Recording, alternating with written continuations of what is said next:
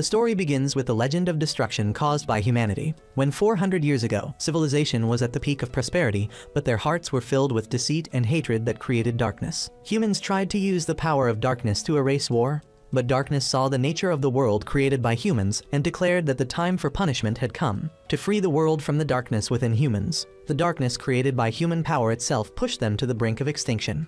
But at that moment, a massive pillar of light pierced through the earth. A dragon-like being with enormous wings and a human figure holding a great sword appeared. The dragon and the darkness recognized each other as enemies and charged into a fateful battle. The fierce fight shook the earth, causing many continents to sink into the sea and millions of people to die. In the end, the dragon won and the battle became a legend. Over time, the exact legend was forgotten. 400 years later, in the kingdom of Medalicana on the central continent, a violent attack was taking place. A figure in a dark cloak named Osborne, the summoner of monsters, led an army of creatures roaring that Medalicana would belong to him. On the city walls, the guards tried to hold their ground. A commanding soldier ordered his men to stand firm because the enemy was attacking when the king, the knights, and the high priest were all absent.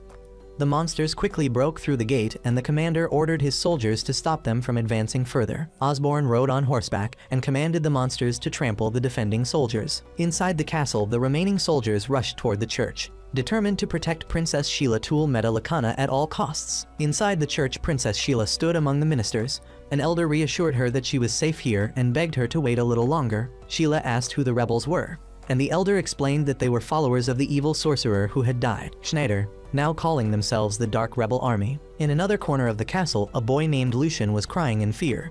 A large soldier grabbed him and yelled at him to let go. At that moment, a young red-haired girl named Yoko appeared and asked what Lucian was doing. Lucian sobbed and told Yoko that he was scared and wanted to run away. Yoko scolded him for being a coward, told him to stop crying, and used her handkerchief to wipe his face. Lucian thanked her and said he had dirtied her handkerchief and would wash it. Yoko said it was fine and asked for it back. But Lucian ran off and Yoko called out for him to stop. In the church, the soldiers reported that the enemy's forces were large and would soon reach them. Yoko was holding the trembling Lucian. She recalled her father's words, High Priest Gionoto Soto, who had taught her a secret spell.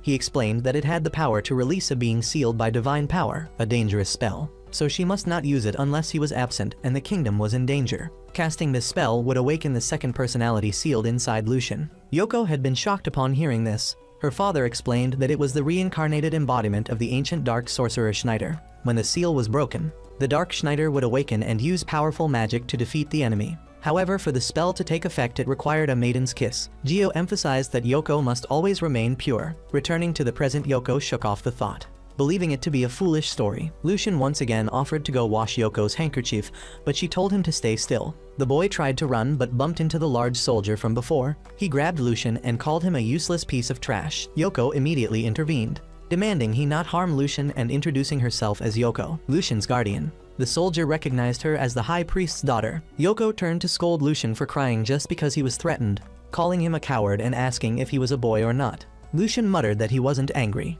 Yoko recalled a memory of Lucian getting food on his face. She thought that perhaps his gentleness was a strength. In the church, the desperate soldiers watched the enemy approach, lamenting that they were doomed. Princess Sheila also appeared terrified. Lucian fearfully hid behind Yoko. Yoko admitted that she was also scared. She stepped in front of Princess Sheila and introduced herself. Sheila knelt down, saying she had once heard her father speak of a legendary sorcerer sealed somewhere within the kingdom. She asked Yoko if that was true, and if it was, she begged Yoko to release that power immediately. Yoko panicked and refused, saying that such a thing was embarrassing, and she could not do it. A minister was surprised and asked, "Embarrassing, huh?" At that moment, Osborne and his monsters broke down the doors and stormed inside. He laughed loudly, declaring that he had found Sheila and would finish her right away. Yoko spread her arms to shield the princess, shouting that she would not allow it. Unexpectedly, the ministers standing beside Sheila turned and begged Osborne, reminding him that he had promised to let them live. They had sent him the information so he could launch a successful surprise attack. The loyal old minister was shocked to realize the others were traitors. Osborne praised them for doing well, but immediately afterward, two gigantic figures appeared behind them and smashed the traitors to pieces with their clubs. The remaining soldiers were horrified. Osborne ordered the giants to kill everyone. Lucian screamed for Yoko to watch out as one of the giants swung its club to attack. Yoko pushed Lucian away, both of them falling to the floor. Lucian was wounded on the head. Yoko looked at the chaos, the soldiers being slaughtered and the injured Lucian. She felt desperate, telling the fading Lucian that she knew he was scared. She was terrified too. This was her first time. but she accepted it. She began chanting the spell, in the name of Inomata, the beloved goddess of beauty. She requested the seal to open. Then she leaned down and kissed Lucian. A violent surge of dark energy exploded from Lucian's body, making everyone around, including Sheila and Osborne, question what was happening. The energy enveloped Lucian, transforming his body. Yoko remembered her father's words that the second personality, the reincarnated embodiment of the ancient sorcerer Schneider the Dark, would awaken. When the light faded, a tall, muscular man with long white hair stood there. It was Dark Schneider. He laughed loudly, declaring that he was finally resurrected. He cursed the damn high priest who used a forbidden reincarnation spell to find him and seal him inside a child. He swore he would kill that old man. Osborne, not understanding what was happening, ordered the two golems to attack. Dark Schneider shouted for him to shut up and cast an explosive spell, creating a massive blast that instantly destroyed both golems. Osborne was shocked, muttering that only the most elite sorcerers could use that spell and wondering who that man was. Yoko hesitantly asked if he was really Lucian. Schneider turned back, confirming, yes, Yak, we grew up together. You are the one who awakened him. He used magic to create a cloak. Osborne was horrified to realize he could even use ancient reconstruction magic. Yoko asked if that meant he was no longer Lucian, but the evil ancient sorcerer Dark Schneider. Dark Schneider confirmed he was the reincarnated embodiment of Schneider the Dark, but also Lucian. Her friend, Sheila, whispered the name Schneider the Dark, remembering her father saying that 15 years ago he was the one who started the Golem War that spread everywhere. Prince Lars of the Five Heroes fought him to the death. It was said that as he was about to die, Schneider the Dark used a forbidden reincarnation spell, and her elder brother died because of that battle. That man was the legendary sorcerer. The loyal old minister immediately begged Dark Schneider to defeat the enemy, but Schneider turned away, saying he didn't want to. Yoko was stunned and asked why. Schneider explained that Yoko had always sided with him, letting him do whatever he wanted, so he would save only her. The rest would die here. The ministers were horrified. Schneider made it clear that they owed him, but he owed them nothing. Yoko angrily interrupted, calling him a cheap good for nothing, a monkey, a cold-blooded bastard, asking if that was really who he was. Schneider held his head and lamented that he was done for, that he wasn't her friend. Sheila said that now the two of us are strangers. Schneider finally gave in, muttering fine. After all, he owed her a lot. He agreed that he would save them. Yoko cheered and ran to hug him tightly, encouraging him. Osborne roared in fury, telling them to stop babbling. He declared that his army had been chosen by the Great One to annihilate the kingdom of Metallicana along with him. With the strongest spell in the world, lightning began striking down upon the castle. The old minister realized all the energy was being gathered here. Osborne began chanting, calling out, "O murderer, O lightning born from the shadowed mist of Bomber." Schneider sneered, asking, "Oh, a lightning spell, huh?" He mocked that it was pointless. Osborne screamed madly die and unleashed the move Balvolt. A massive bolt of lightning struck Dark Schneider directly, but he merely stood there absorbing it, then stated that this spell only helped polish him. Yoko worriedly called Lucian's name. Dark Schneider had already appeared behind Osborne without anyone noticing. Osborne turned and swung his spiked mace, but Schneider easily caught it, warning him not to scratch his supreme face. He declared he would kill Osborne and began chanting a complex spell. "O hellfire burning within the shadowed mist, become the sword that slays my enemy." Venom. An enormous fiery explosion engulfed Osborne, incinerating him completely. The remaining soldiers cheered in victory. The old minister thanked Princess Sheila. Sheila admitted his power was overwhelmingly mighty. Truly the ancient sorcerer, Schneider the Dark. Yoko called his name. Schneider walked past and ignored Princess Sheila as she thanked him. Yoko scolded him for daring to ignore Princess Sheila, but Schneider pulled her close, asking didn't she have anything to say personally. Yoko blushed, stammering thank you. Schneider scoffed, asking is that all? Yoko slapped his hand away, saying that now the villains were gone. Wasn't it time for him to turn back into Lucian? Schneider turned his back and walked out of the church, leaving the castle. Yoko hurried after him, asking where he was going. He replied that he had things to do. When she asked what things, he said he would tell only her. First, he would take revenge on her father for sealing him. Then he would start a war to conquer the entire world. Yoko was horrified and called him a demon. Schneider said, but he would spare her as promised. He placed his hand on Yoko's cheek. Yoko felt her heart racing and wondered why. Was this magic? Schneider denied it, saying he hadn't used any charm spell. Yoko directly asked Lucian, "Do you like me?" He replied, "Hate you. You're always ordering me around."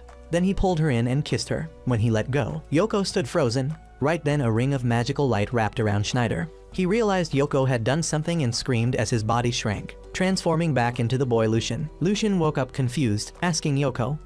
Yoko realized it and wondered could the kiss of a virgin also be the spell to reseal him. Lucian asked where the monsters went. Yoko lied that they had gone somewhere else. Lucian cheered that it was great. then said he was hungry and invited Yoko to go home with him. Yoko smiled and agreed. In the kingdom of Judas, a report was made that Osborne's army had been completely wiped out during the invasion of Metallicana. A sorcerer had defeated Osborne with the Venom spell. A white-haired man on horseback heard this, muttering that it was impossible. Venom died along with Schneider the Dark on that day, 15 years ago. Meanwhile, Gara and Lars, the white-haired man riding with the army, discussed the news of Osborne's defeat. Gara was doubtful since Osborne had lived for more than 200 years, but the report clearly stated that the sorcerer who defeated Osborne used the Venom spell. Gara was stunned because only one person could use that spell, the one who vanished 15 years ago. The knight in armor confirmed that it was Dark Schneider. Lars decided they had to verify this person's identity. A cloaked man named Abigail suggested sending Kevadub, a Hydra summoner, ahead. Gara agreed that if that sorcerer defeated Kevadub, then he was truly the real one.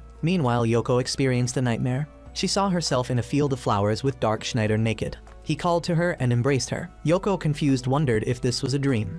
But Schneider denied it, pointing to the corpse of her father Geo and the monsters surrounding him.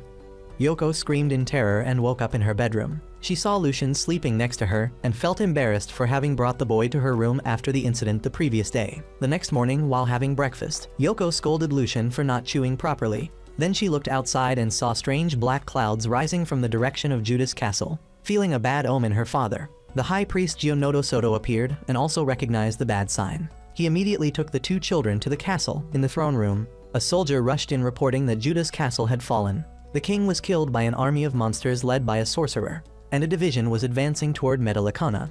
The king of Metallicana was extremely worried. Geo explained that the increased activity of monsters was a sign of the resurrection of the evil god Anthrasax. At that moment, a guard reported that the Hydra serpent was attacking the east gate, on top of the tower. Kevajibu ordered the Hydra to attack. He wanted to see the face of the sorcerer who defeated Osborne. The ministers panicked, realizing that only Schneider could save them. They begged Yoko to release him. Yoko fiercely refused. She did not want to release that cruel, perverted man. Geo persuaded his daughter, saying that they only had defensive magic and needed Schneider's offensive power. Yoko reluctantly agreed. She told Lucian to close his eyes and then kissed him. Dark Schneider immediately resurrected. Once again in a naked state, he stretched. Yoko asked him to go fight, but Schneider refused. He declared he wanted to kill Geo first to take revenge. He blocked the escape path of the king and Princess Sheila, put on a cloak and faced Geo, calling him one of the 5 heroes who sealed him. Schneider cast the lightning spell Balvolt, but Geo managed to use the spell Alel Namu Raben to create a holy spirit shield that completely blocked the attack. Geo explained that this shield nullified all magic. Schneider angrily switched to close combat, but Geo easily dodged. Realizing he could not win with magic, Schneider decided to use the golem he had hidden beneath the castle 15 years earlier. He used blood to draw a magic circle and summon the giant golem. Geo was horrified, realizing his shield could not block a physical attack weighing millions of tons from the golem. At that moment, Kevajibu appeared, standing on the Hydra. He introduced himself as Kalsu's disciple. Schneider, insulted by Kevajibu's appearance, called him widow's hair and catfish mouth, ordering the golem to attack. The golem easily crushed the Hydra and smashed Kevajibu away,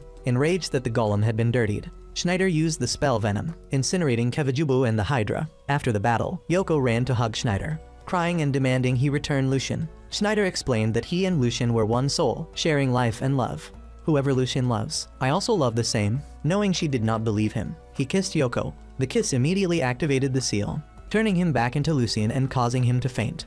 Right after, Dark Schneider was sealed back into Lucian by Yoko. Yoko happily hugged the boy, while the king and Princess Sheila confirmed that he was definitely the legendary sorcerer. Outside the castle, Gara, one of the 4 heavenly kings, observed from afar with a ninja army. He confirmed the enemy had used the Venom spell, proving Schneider had truly resurrected. Gara recalled how 15 years earlier he had followed Schneider to conquer the world and wondered why Schneider now protected the kingdom. He ordered the ninja to investigate the reason, declaring that if Schneider stood in his way, Gara would personally kill him. Gara and his army then attacked a group of guards. Gara drew the Murasama sword and unleashed a demonic slash, creating a whirlwind that sliced the guards to pieces instantly. In the throne room, the high priest Geo explained to the king and Princess Sheila about the black clouds covering the sky. It was a sign that the destructive evil god Anthrasax was awakening after the first seal at Judas Castle had been broken. The mastermind was Kalsu, Schneider's former disciple and close friend. Meanwhile, in an underground shrine, Abigail was performing a ritual. He felt the heartbeat of the evil god and planned to attack Metallicana,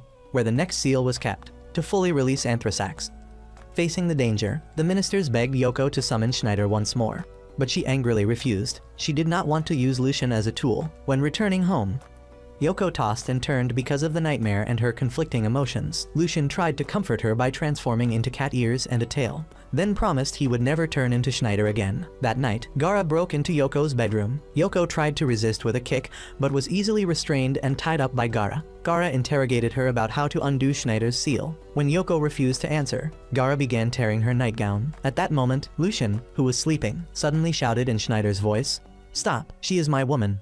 Gaara was horrified realizing Schneider was sealed inside the boy. Schneider, still in Lucian's form, explained that the seal had weakened. Just as Geo and his disciples rushed in, Gaara immediately grabbed Yoko, jumped onto a wyvern dragon waiting outside and flew away, declaring he would interrogate her at the ninja fortress in the throne room. As the ministers were desperate because no one could break the seal, Princess Sheila bravely volunteered to do it. Despite the king's objections, Sheila insisted she had also learned white magic and was ready to sacrifice herself. She approached Lucian and explained that Gaara had kidnapped Yoko. Sheila recited a spell in the name of Ino Mata and kissed Lucian. Dark Schneider resurrected again in a blue flash of light, naked. He became confused by the strange scent. Afterward, Geo and the ministers begged Schneider to rescue Yoko and defeat the 4 heavenly kings. Schneider initially refused. Sheila angrily scolded him as an ungrateful and heartless man.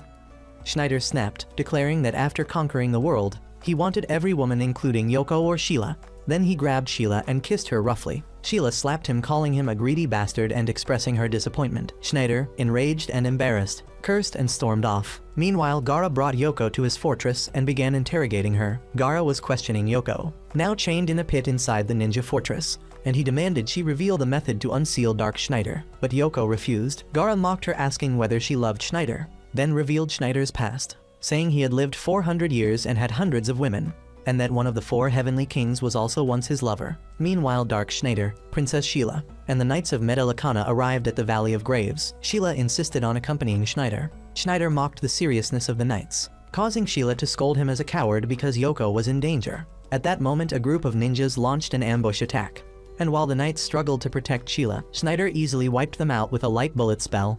He complained that Sheila was getting in the way, ordering her to remove her armor and weapons, and after hesitating, Sheila obeyed, keeping only a thin inner layer of clothing. Back in the prison chamber, Gaara continued psychologically tormenting Yoko. He summoned a special slime, ordering it to dissolve Yoko's clothes, and the creature advanced, restraining her and slowly melting her dress.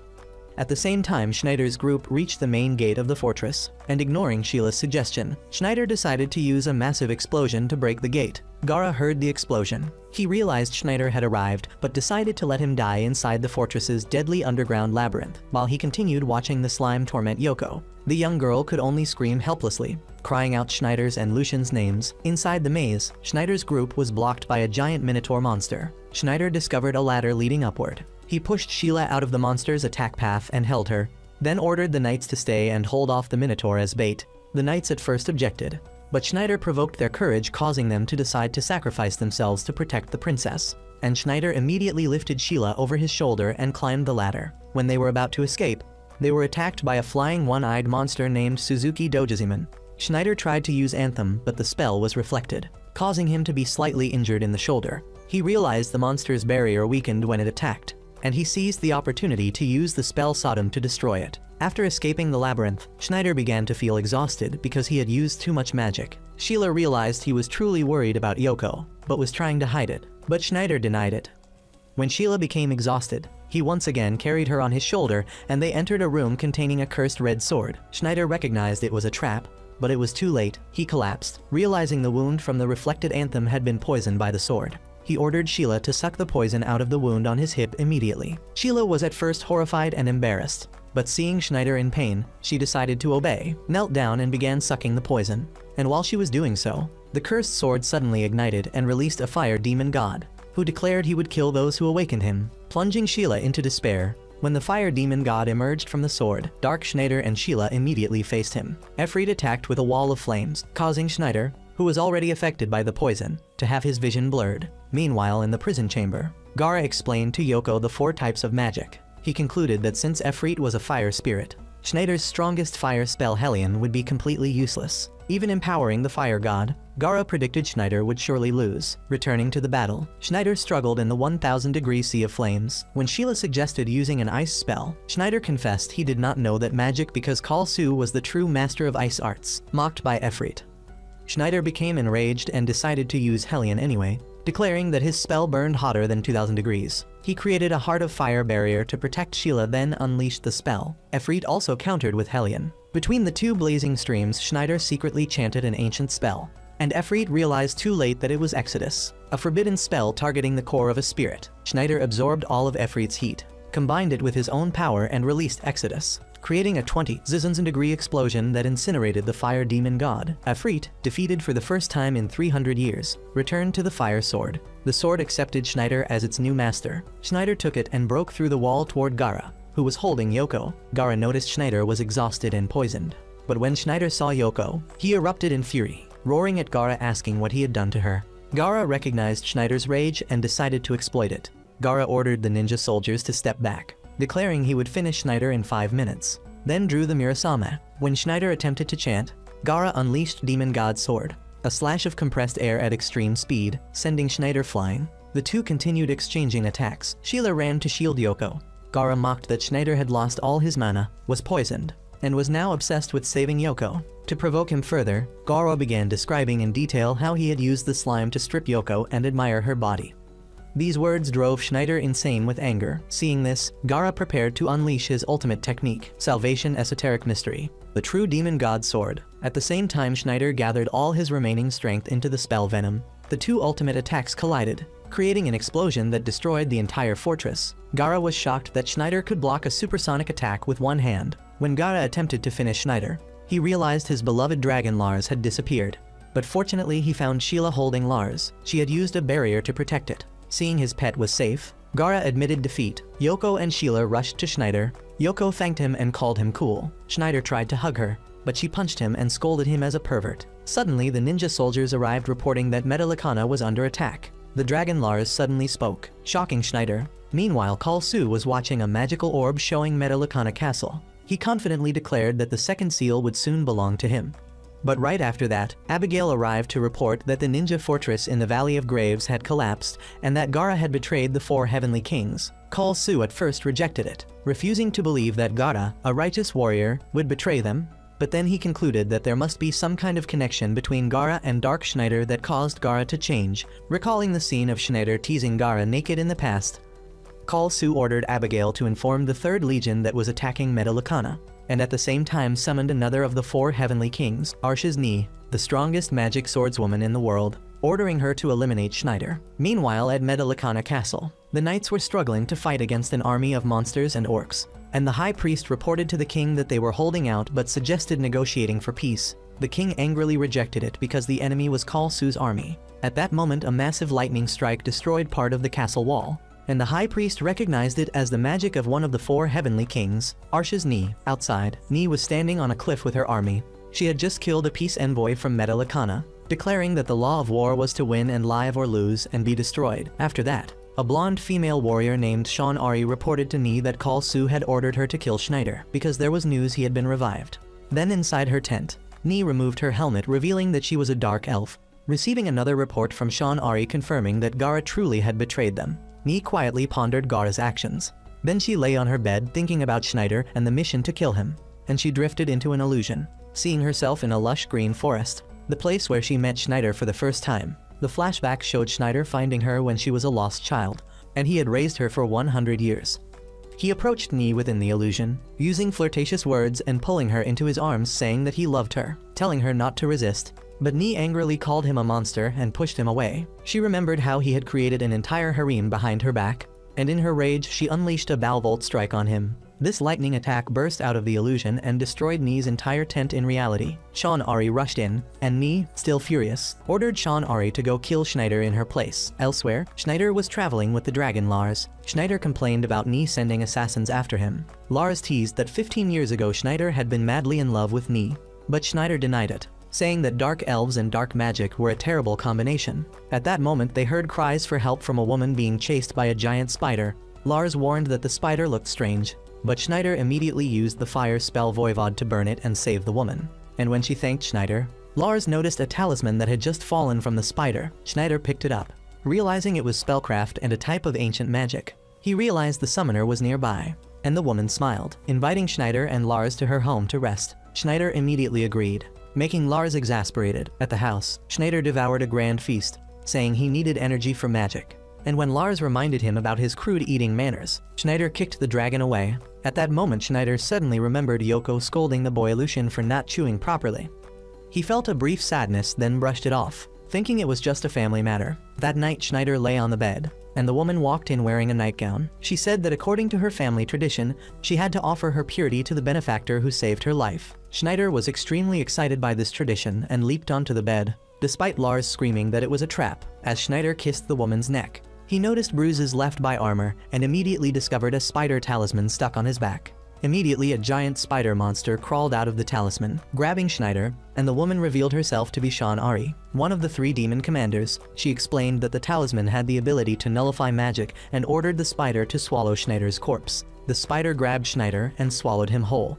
Sean Ari happily declared victory. However, Schneider suddenly appeared back on the bed completely unharmed. He mocked Sean Ari, revealing that the spider was only an illusion. He had known it was a trap from the beginning, and he asked what spell she had used and when she had placed the talisman on him. He said that he had seen the bruises left by her armor, but still pretended to fall for the trap because she was very cute. Sean Ari remembered that Nee had also said Schneider was the first person to call her cute, and in a shared illusion, Schneider had comforted Sean Ari while she cried, returning to reality.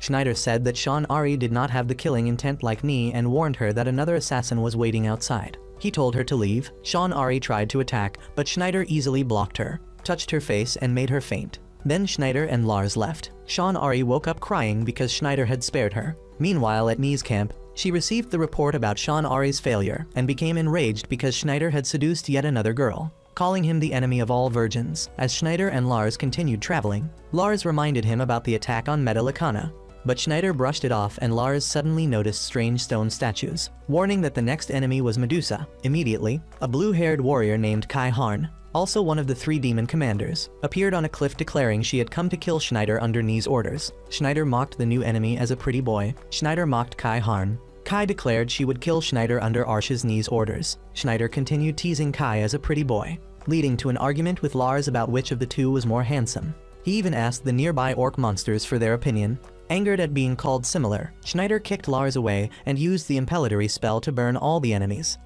After that, Schneider and Kai faced each other. Kai attacked with the demon-style sword technique 100 violent slashes, but Schneider realized it was only an illusion and dodged it. Lars identified it as the sword art of the theory-breaking fist master. Schneider began provoking Kai by asking about her comrade Sean Ari. When Kai became angry, Schneider kept teasing, saying he had tasted Sean Ari and she was delicious. Kai went berserk, calling Schneider a disgusting bastard, and lunged to attack. Schneider blocked with the flame sword, and the force of the clash shattered Kai's armor, revealing she was actually a woman. Schneider was extremely shocked. Kai angrily declared that gender did not matter and unleashed her trump card, Ancient Magic. Kai chanted a petrification spell and Schneider's body began turning into stone. Schneider began to panic because he realized he did not know which ancient god he needed to negotiate with to undo the curse. When Kai prepared to deliver the finishing move Dio, a talisman spider suddenly appeared and blocked the attack. Sean Ari revealed herself and stood to protect Schneider. Kai was shocked by her comrade's betrayal. Sean explained that Schneider possessed a mysterious power surpassing even Call Sue and Nee, and she believed this very power was what convinced Gara to follow him. Determined to protect Schneider, Sean summoned 4 talisman spiders to attack Kai, but Kai easily destroyed them.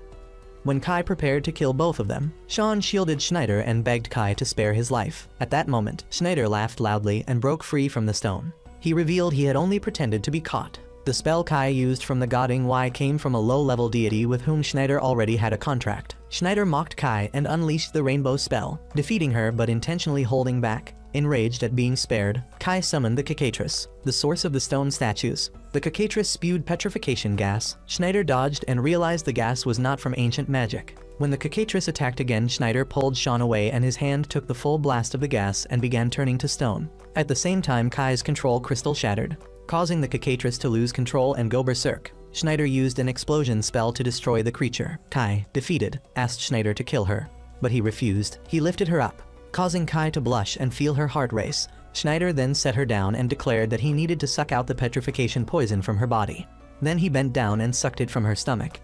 After finishing the treatment, Schneider and Lars left. That night, Schneider suddenly weakened because he had used too much magic power, causing Lucian's seal to strengthen. He reverted back into the boy Lucian, who woke up confused and called out for Yoko. Meanwhile, at Metallicana Castle, Nee's army was about to break the final gate. But Gaara suddenly appeared with a dark ninja legion of 2,000 men, declaring he had come to help. Lucian and the dragon Lars got lost in the forest. After wandering for a while, Lucian found Yoko bathing under a waterfall. He happily recognized her and ran to her. Soon after, the escorting knights also appeared. Then they gathered at the campsite. She saw Lucian sleeping beside her. The knights apologized for frightening her. Yoko reassured them and explained that Lucian was the legendary Dark Schneider and the dragon was Lars. Yoko defended Gaara, saying that although Gaara was perverted, he was not a bad person. A knight then recounted the legend of the Great War 15 years ago, when Prince Lars Olmeda, one of the 5 heroes, used a forbidden spell to transform into a legendary dragon and fought alongside Lord Geo, Yoko's father, to defeat Dark Schneider. They speculated that this dragon might actually be the reincarnated prince. Meanwhile, in a dark castle, Count Diamond, a vampire, sat on his throne. He was informed that 2 of the 3 demon commanders had failed before Schneider. The subordinate Giotto brought in a group of virgin maidens he had captured. Diamond declared he needed their blood to increase his power, to surpass even Arsh's Knee and Kalsu. However, Diamond discovered one girl was no longer a virgin. He became enraged at Giotto's deception and used his vampire power to drain Giotto's blood, killing him instantly. At the same time, in another forest, a werewolf subordinate of Diamond was preparing to eat 3 girls he had just captured. But at Yoko's campsite, she sensed an evil demonic aura. Immediately the werewolf appeared. He smelled Yoko's virgin scent and decided to eat her instead of the others. The knights tried to protect her, but were knocked away. Lucian stepped forward, but his voice had transformed into Schneider's, commanding the werewolf not to touch Yoko. Yoko realized Schneider was controlling Lucian's body. The werewolf mocked Schneider for being in the form of a child and attacked. Yoko panicked, knowing Lucian's body couldn't withstand the blow. However, Schneider used sheer willpower to block the attack, calling the werewolf a filthy mutt. When the werewolf tried to crush him, Schneider chanted the venom spell and burned the werewolf. He lay gravely wounded on the ground. Schneider interrogated him and learned that his master was Count Diamond, a vampire. Schneider deduced that Diamond was plotting to overthrow Kalsu and Knee. Afterward, Yoko scolded Schneider for disappearing after the battle at the ninja fortress. Lars explained that Schneider had not fully revived. He was sealed inside Lucian and could only appear when Lucian was asleep. From above, the Ammon sensed this and ordered his forces to attack the campsite and capture Lucian. Yoko and Lucian were captured and taken to Diamond's castle, where Lucian was locked inside a cage. Yoko, Sean Ari, and Kai Harn were also captured and tied before the throne. Diamond mocked Sean and Kai's betrayal, then killed a subordinate for doubting his plan. Diamond declared that he was a true vampire, immortal, and would drink the blood of all 3 virgins to become the strongest. Sean and Kai immediately coordinated an attack. Sean used the charm spell, Lai Sin Tich Nhi letter 1 EC7 Tvu, and Kai used the sword technique, Long Kich La Sot Tr letter 1 A3M, creating a huge explosion. However, Diamond emerged untouched, his body regenerating instantly. He mocked them, saying vampires were immortal. Even garlic and crosses were useless. He grabbed Kai and began sucking her blood. Sean and Yoko looked on in horror. But Kai suddenly smiled, saying Diamond was in her illusion. Lars explained that the seal between Schneider and Lucian was extremely complex. When Lucian was conscious, Schneider was sealed, and vice versa. 15 years ago, Geo had sealed Schneider's soul, at that time an infant, into Lucian's body, causing the 2 souls to coexist. At Count Diamond's castle, where Yoko, Sean Ari, and Kai Harn were tied up and Lucian was locked in a cage, Diamond mocked the injured Kai and declared he would kill Dark Schneider, then call Su and Ni.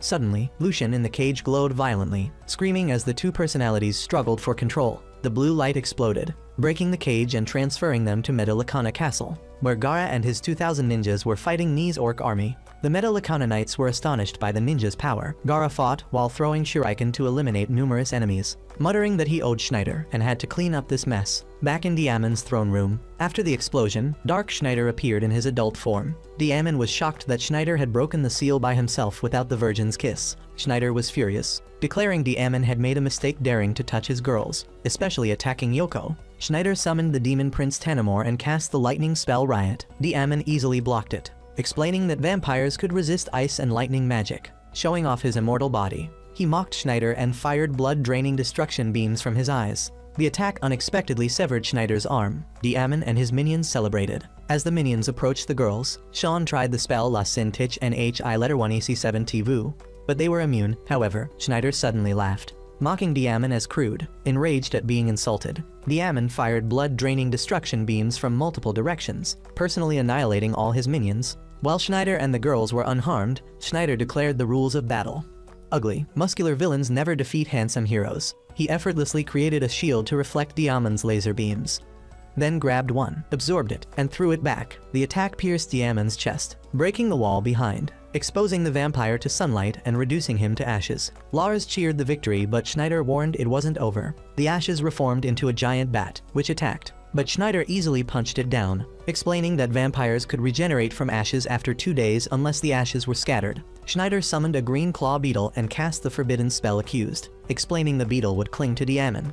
If Diamond obeyed, it remained green, but if he betrayed, it would turn red, causing his body to shatter and be permanently reborn as a mindless creature. The bat begged in terror and Schneider transformed it into a toad. Sean ran to hug Schneider in thanks, but Yoko interjected. Schneider introduced Yoko as the woman who would bear his child, making Yoko angry and deny it. Sean questioned Yoko about Schneider in bed, causing her embarrassment, and she slapped Schneider, transferring to Metallicana, where Gara was slaughtering the orc army with his magic sword. Finally at the temple, Kalsu and Abigail observed Diamond's defeat.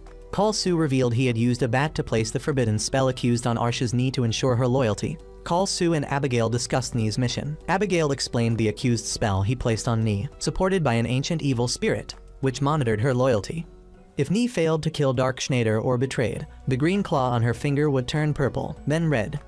Eventually killing her, Nee accepted the curse, declaring she would kill both Schneider and Gara regardless of the spell. Abigail sneered that it would be a waste to turn such a beauty into a toad. After Nee left, Kalsu and Abigail continued planning, while observing the initial revival stage of the evil god Anthrasax. Kalsu expressed confusion over Schneider's actions, the man he once knew as a cold-blooded demon, now sparing Gara and the 3 demon commanders. It seemed Schneider had changed after 15 years, and Kalsu, Schneider's old friend, wondered what had caused this change.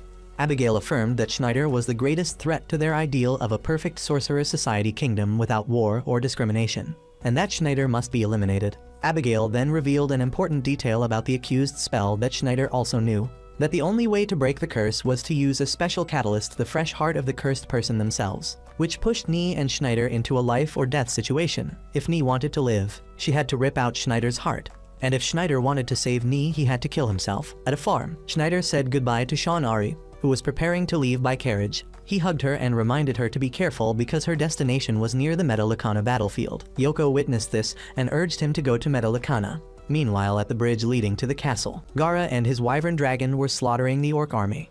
At that moment, Arsha's knee landed on her griffin and confronted Gara. She questioned the reason Gara betrayed the 4 divine kings. Gara mocked that Schneider's side was more fun. Nee angrily called Gara a traitor and charged in. Gara and Nee fought fiercely. Nee accused Gara of being deceived by Schneider. Gara continued provoking her, saying that she was the one who actually wanted to return to Schneider. Nee drew the Thunder God Sword, a legendary demon blade, and overwhelmed Gara's Murasame. Gara used illusion to evade Nee's Dragon Fang Rakshasa Slash, then used the 7-body split ring spell to create 7 clones. Gara removed his armor and all 7 bodies unleashed the ultimate true demon god Slash, an attack faster than sound. However, Nee identified the real body and blocked the attack with the Thunder God Sword. But Gara's power shattered her blade. Gara declared victory, but spared her life because he knew she was important to Schneider. Nee grew furious at the insult, calling Gara a fool who betrayed their ideals. She fired the light bullet spell, but Gara easily cut it apart. Nee, in a frenzy, charged with her broken sword using the Overlord Thunder Strike Slash. Just as Gara prepared to counter, a massive explosion erupted between them, blasting both away. When the dust cleared, both Gara and Nee were shocked to see Dark Schneider had arrived, standing on a gargoyle statue on the other side of the broken bridge. He mocked that they had caused a disaster to Metallicana by destroying the main gate. At Metallicana Castle, Princess Sheila and High Priest Geo witnessed the explosion. Geo recognized it was Schneider and was astonished he still possessed such powerful magic. On the ramparts, Yoko and Lars had also just arrived. Schneider turned to Yoko explaining he was testing a new spell called Halloween. Gara from the other side of the broken bridge angrily shouted not to test magic on him, calling Schneider a monster and vowing revenge. Schneider then turned to provoke Nee, mocking that she looked like an enemy. Yoko realized that was Nee, one of the 4 divine kings. When Nee saw Yoko, she immediately asked Schneider if that was his new beauty. She sank into painful memories of the past. Remembering how Schneider always flirted with countless women while she waited for him, she suppressed her emotions, declaring that today everything would end and she would finish his life. Schneider suddenly teleported behind Nee and embraced her, causing Yoko to recoil in horror. He whispered in Nee's ear asking why his adopted daughter was acting this way and said he loved her. He began licking her neck, triggering an illusion of their intimate moments. Nee panicked and sweated, shouting no, and Schneider mocked that he knew all her weak points. While Gara lay groaning from his wounds, Schneider softly told Nee that they had been together for 100 years and she was the one he loved most. Nee burst into tears, calling his name Darsh. At the same time in the dark shrine, Abigail observed Ni's accused cursed claw turning from green to purple. He explained to Call Su that the curse was progressing. If Ni softened, the claw would turn red, her body would shatter, and her soul transformed into a miserable toad. Back at the bridge, Ni regained her composure and scolded Schneider as filthy. Declaring his caresses could not manipulate her, she jumped onto the griffin, declaring withdrawal to restore her army, promising that next time would be the end for Schneider and Metallicana, then flew away. Then, in a room within the castle, Schneider visited Gara, who was being bandaged by Yoko. Schneider mocked Gara's pitiful appearance. Gara warned Schneider not to underestimate Ni, admitting that she was much stronger than 15 years ago. In the castle dining hall, Yoko was serving soup to the soldiers. Schneider approached, and Yoko, still angry over Schneider's intimacy with Ni, only ladled a tiny portion of soup for him. Schneider complained, and Yoko, furious, scolded him to use magic to make his own food, pointing at Schneider and calling him a lecher, reminding him of how he had fondled Ni in front of everyone. Schneider awkwardly admitted he had done it many times. Causing the surrounding soldiers to laugh, Schneider tried to justify himself, but then bent down, buried his face in Yoko's skirt, and sniffed, declaring that Yoko, as a maiden still pure, he could tell by the scent. Yoko was extremely embarrassed and angry, slapped Schneider hard, called him worthless, and stormed off. In a dark room, Gio and Princess Sheila communicated with a prophet through a crystal ball, requesting her to examine the seal on Schneider. Gio reported that Schneider had broken the seal through his own will while fighting the 3 Demon Path members. The prophet was astonished, confirming Schneider was stronger than 15 years ago. She explained that this seal was created by the goddess of love, Inomata, and thus could not be broken by an evil person. It could only be undone if the person had love and was good, capable of persuading the goddess. Sheila realized the prophet was implying Schneider's feelings for Yoko. Suddenly, the prophet saw a terrifying image in the crystal, Schneider's heart torn apart and him dead. In Gara's room, Yoko was changing his bandages. Gara explained that in high-level magic battles, when 2 sources of the same type like Schneider and Ni collide, if one is weaker, that person would explode and die. Yoko, worried, left thinking Schneider could die. She went to Schneider's room and was shocked to see Schneider embracing Princess Sheila on the bed. A few hours earlier, Sheila had come to Schneider's room, embarrassed to learn that Schneider and Ni had been lovers, pleading with him to stop fighting. Schneider sneered, reminding her that his goal was to conquer the world and swore to kill anyone in his way, even Call Su or Anthrasax. Schneider then moved to attack Sheila, pushing her onto the bed and whispering that she was his. Sheila desperately begged Schneider to stop, saying she was willing to give her body if he wanted, just not to go to Ni. Yoko, eavesdropping outside, realized that Sheila truly loved Schneider. Meanwhile, outside the castle during a storm, Ni performed a ritual, calling the Thunder God's sword to reincarnate and casting the Megadeth spell, creating a massive column of energy shooting straight into the sky. Meanwhile, Schneider, holding Lars, was thrown by Yoko and felt the ancient elements stir. In the storm, Schneider, Yoko, Sheila, and Lars stood atop the castle walls. Looking at the destroyed bridge, Schneider confirmed Ni had used the Megadeth spell. Sheila, terrified, reminded him of the prophecy and begged Schneider not to fight. Yoko also asked whether he could really fight his daughter and former lover. Schneider ignored her, turned to Yoko, and asked to borrow 500 yen. After receiving the coin, he promised to return it, then ordered Yoko and Sheila to escape, saying he had to go alone because he was the target. At that moment, Ni descended on her griffin, declaring she would take Schneider's life. Schneider mocked the ungrateful girl, saying he would punish her. Ni's Thunder God sword had fully regenerated. Gara and his ninja observed from below.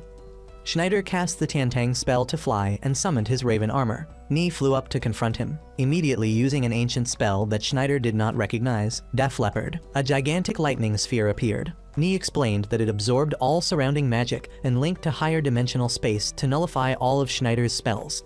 Schneider tried to resist, but his magic was drained, causing him to fall into the rubble below. Gara realized Ni had switched to sword combat, a disadvantageous tactic for Schneider, who was primarily a mage. Ni dove down and unleashed the dragon spear lightning slash to finish Schneider. But just before the tip of the sword struck, the Efreet flame magic sword automatically appeared to block the attack. Efreet roared, proclaiming itself the guardian of the flame sword and would protect its master. Ni recognized Efreet. While Schneider cursed it as an interfering demon, Ni angrily attacked Efreet, and her griffin lunged with its claws. But Schneider used Efreet to slice it in half, causing it to explode. Schneider immediately reappeared from the rubble unharmed, explaining he hadn't expected Ni to possess the flame sword, and revealed that her Thunder God sword was guarded by the Thunder Beast Nu, Efreet's arch-rival. Efreet reappeared behind Schneider, ready for a battle between 2 legendary spirits. Gara was astonished to learn that the Flame Sword and Thunder God Sword were opposing legendary magic swords. Gara explained that if they clashed their magic, one or both would be destroyed. As both prepared their ultimate attacks, Schneider suddenly froze, seeing images of Lucian, Yoko, and Sheila in his mind. Sensing hesitation, Ni immediately unleashed the Overlord Sword Lightning Slash. Gara shouted warnings to Schneider, but Schneider and Ni collided, creating a cataclysmic explosion. Within the blinding light, Efreet told Schneider that it was precisely his hesitation and compassion that the world needed. Then Efreet and Nu clashed and self-destructed. The Thunder God Sword was thrown into the Death Leopard sphere. Schneider screamed in horror. Ni reminded them they were still fighting. Schneider, distracted, was struck in the head by Ni. Blood gushing from his eyes as he collapsed, Ni declared victory, claiming she had killed him. Yoko and Sheila screamed in despair, but Gara explained that the Death Leopard sphere had vanished due to Ifrit's sacrifice and Schneider's barrier had recovered. Though he was still bleeding from his eyes, he slowly stood and roared that Ni was no longer his daughter, and he would kill her like an enemy. Both of them cast the Tiantang and Riot spells, clashing in a fierce lightning battle. Gara realized they were evenly matched, and finally, both Schneider and Ni began casting the ultimate spell Exodus. Gara realized Ni also knew the forbidden spell and shouted that if the two spells collided, all would be destroyed. In the final moment, Schneider saw Yoko, Ni saw young Schneider, and both shouted Exodus in unison. A white explosion engulfed the entire area. Schneider was blown away. Gara concluded that Schneider had lost because hesitation in his emotions caused him to cast slower. Ni stepped out of the rubble, calling Schneider a fool. Gara shouted at Dark Schneider not to die, while Yoko and Princess Sheila looked on in horror. From within the smoke, Dark Schneider emerged, his body shrouded in a radiant golden aura. He laughed arrogantly, declaring he was still standing, mocking those around him as weaklings, proclaiming himself the divinely chosen handsome hero on a completely different level. Ni approached Schneider, who was now exhausted, kneeling with blood streaming from his eyes. Gara realized Schneider was merely trying to appear strong. Ni coldly declared Schneider was spent, and she would kill him now to achieve their ideal society. However, Schneider looked up, laughed, and said Ni could not kill him, then suddenly declared, "I love you," repeating his love. Leaving Ni stunned, she shouted for him to shut up and rejected his love, beginning to cast the Gilbert spell, summoning millions of lightning spirits from a darkened heaven.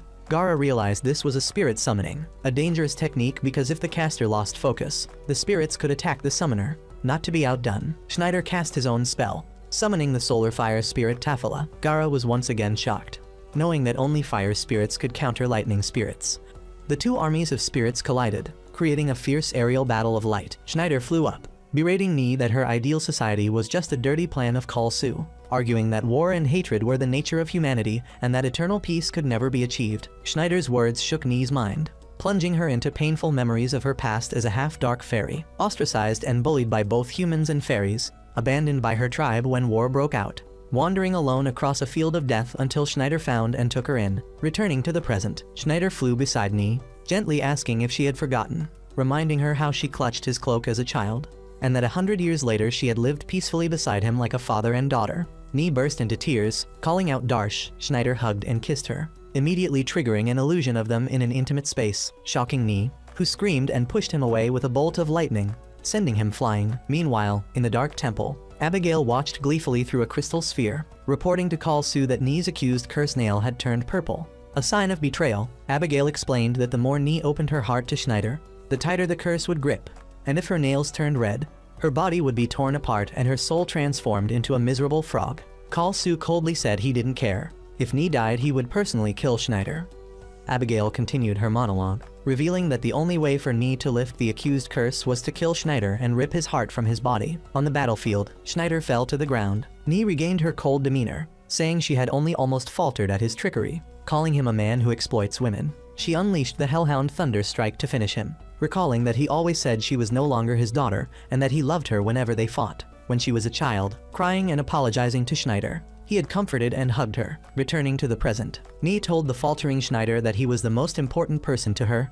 Yoko sensed that Schneider's evil aura had disappeared, but Ni's hesitation caused her to lose control, and Gara realized the lightning spirits had gone berserk, turning on the nearest targets, Yoko and Sheila. As the spirits were about to strike, Schneider shouted "Yoko!"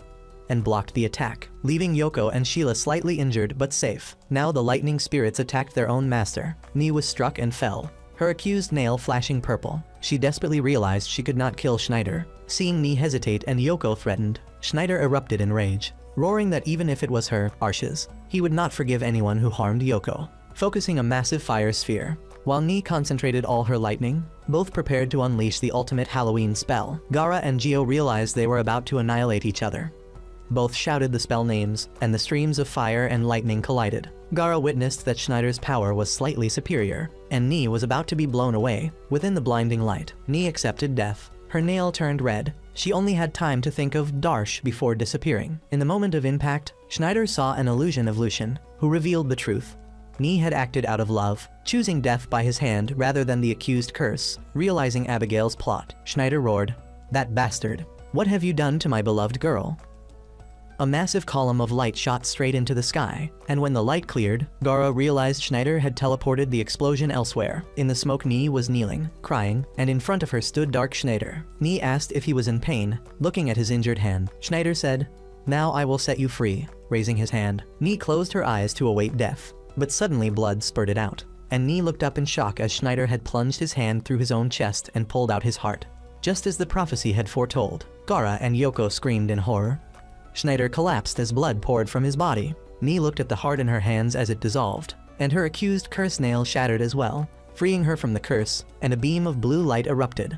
At Metallicana Castle, High Priest Geo recognized it as an ancient evil spirit and realized that Ni had been imprisoned by a powerful curse. Gaara stood at a distance, bitterly telling his ninjas that Schneider had dug out his own heart to free Ni, calling him a fool for not being a hero of justice. Ni, in despair, clutched Schneider's body and wailed, and at dawn at Metallicana Castle, Geo confirmed to the king that the prophecy of Schneider's death had come true. Yoko collapsed, recalling her memories with both Lucian and Schneider. In the Dark Temple, Abigail laughed gleefully, holding a sphere containing the seal he had just obtained, declaring that the undefeated legend had ended and mocking Schneider for being drowned in emotion, claiming there was nothing left to fear and ordering his army to rest. Dark Schneider.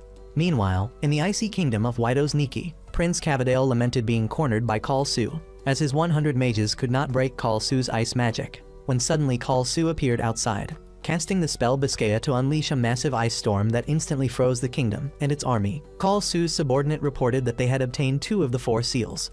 In another kingdom, Alan Maide, flames roared as Abigail's corrupt army slaughtered the populace. Abigail, observing through a sphere, bragged that his army grew stronger with each corpse. The undead swarmed the palace, killing the king. Abigail declared that they had obtained 3 seals: Judas, Wido's Niki, Alan Maide, and only the final seal in Metallicana remained, ordering his entire undead army to march toward Metallicana. Back at Metallicana, Ni, exhausted, had slept beside Schneider's body for 3 days, now placed in a room. Yoko entered, desperately looking at Lucian, telling him they had to fight on their own, whispering to him that he still owed her 500 yen, then bending down to kiss him, hoping the virgin's kiss would work. But nothing happened.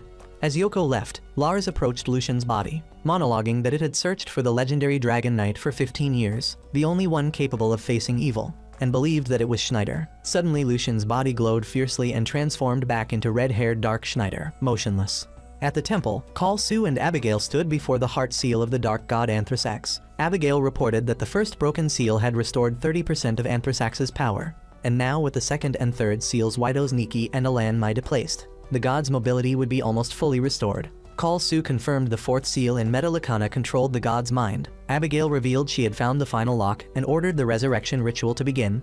Outside Metallicana Castle, a massive undead army led by a demon-armored commander named Lynch advanced. Gaara and Ni stood atop the walls. Ni suggested using the Megadeath or Halloween spells, but Gaara refused due to lack of conditions. Lynch, a near-immortal warrior, was confirmed by Gaara to be extremely dangerous, his power amplified by Anthrasax's awakening. Meanwhile, the king of Metallicana revealed the final secret to Sheila, that the 4th seal was not a material object but a spiritual entity hidden within something close to her.